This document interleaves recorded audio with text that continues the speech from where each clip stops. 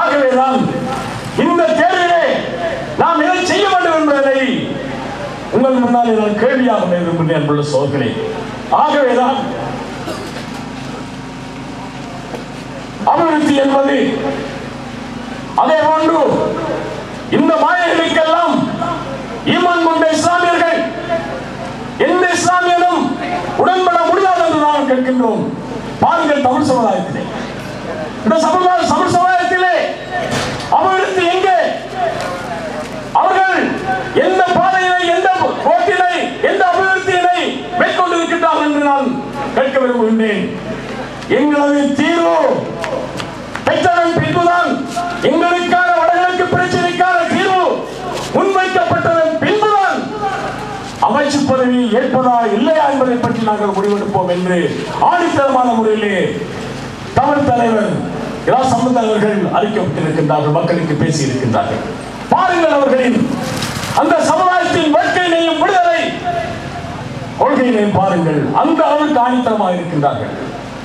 எங்களாக சொல்றாங்க என்னன்னா, இருப்பு தேவையில்ல, நிலம் தேவையில்ல, காணி தேவையில்ல, மார்க்கம் தேவையில்ல, அடிப்படைகள் தேவையில்லை, பள்ளிவாசல் தேவையில்லை, பொருளாதார தேவையில்லை, எங்களுக்கு ஓட்டு தாருங்கள், சாலையுடன் தொங்கிறார்கள், அபிவிருத்தியை மட்டும் தலைப்பாக சுற்றிக் கொள்கின்றோம் என்று இந்த இஸ்புல்லாவும் அந்த அத்தாவுல்லாவும் மக்களின் வாக்களை சூரியர்களுக்காக மாறுவேஷத்திலே உங்கள் முன்னே வந்து கொண்டிருக்கிறார்கள். சோதர்களே, சற்று யோசித்து பாருங்கள்.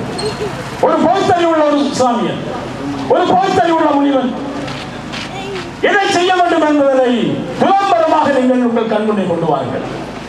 ஆகவே இந்த சமுதாயம் என்பது, இந்த இயக்கம் இந்த சமுதாயத்தை பின்னிப்பிணைந்து, எமது ஈமானோடு பின்னிப்பிணைந்து, எமது உடம்பிலே, உள்ளத்திலே, நாடி நாளங்களிலே ஓடிக்கொண்டிருக்கின்ற அன்புள்ள சகோதரர்களே, நிச்சயமாக மௌத்து வரையும் இந்த இயக்கத்தில் இருந்தும், இந்த போராட்டத்தில் இருந்தும், இந்த சமுதாய வாழ்க்கையில் இருந்தும் எந்த ஒரு இஸ்லாமியனையும் பிரிக்க முடியாது என்பதுதான் உண்மையான விஷயம்.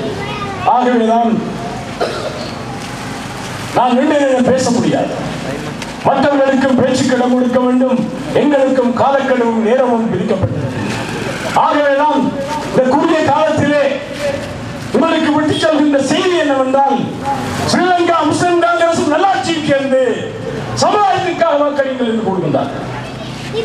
இந்த சமுதாயத்தை மானம் மரியாதை வாழப்பதற்காக வேண்டி, இருப்புகளை பாதுகாப்பதற்காக வேண்டி, பள்ளிவாசல் ஹயாத்தாக்குவதற்காக வேண்டி, பொருளாதார சகோதரர்களும் தாய்மார்களும் வீடுகளில் செல்வதற்காக வேண்டி, எமது மூதாதையர்களும் பிள்ளைகளும் தொப்பி அணிந்து சாலையுடன் நாட்டிலே நடமாடுவதற்காக வேண்டி உங்களது ஆணையை தாருங்கள், நாங்கள் தான் குரல் கொடுக்கின்றோம், அடிப்படை உரிமைகளை பேசுகின்றோம் என்று இந்த இயக்கத்தின் தேசிய தலைவர் அவர்களும் நாங்களும் கூறிக்கொண்டிருக்கின்றோம்.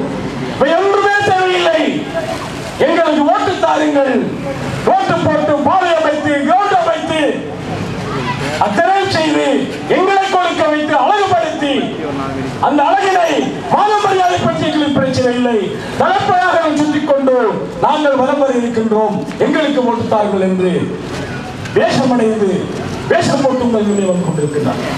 ஆகவேதான் மிகவும் துலம்பரமான ஒரு செய்தி, சமுதாயமா தனிப்பட்ட மனிதனா, சமுதாயமா இஸ்லாத்துக்கு எதிராக விரோதிகளுக்கு நாங்கள் கை கொடுத்துள்ளோங்களா, இந்த சமுதாயத்தை பாதுகாப்பதா அல்லது மீண்டும் கொடுக்கோவன் மஹிந்த ராஜபக்சேக்கு நாங்கள் வாக்களிப்பதா என்பதை தீர்மானித்து இதற்குரிய பங்களிப்பினை செய்யுமாறு கேட்டு அன்புடன் விடைபெறுகின்றேன். நன்றி, வசலாம்.